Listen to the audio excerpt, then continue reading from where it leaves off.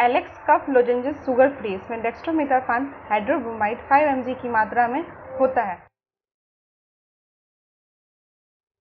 ये एंटीटूसिविक ड्रग है, इसे ड्राई कफ के ट्रीटमेंट में प्रयोग करते हैं। डेक्स्ट्रोमिथाफान हाइड्रोब्रोमाइड कफ सप्रेस्ड है, ये ब्रेन में कफ सेंटर की एक्टिविटी को कम करता है और कफ में रिलीफ करता है। इसे डॉक्टर के बताए अनुसार डोज में और ड्यूरेशन तक ले, इसे मुंह में डाल ले और डिजोल्व होने दे।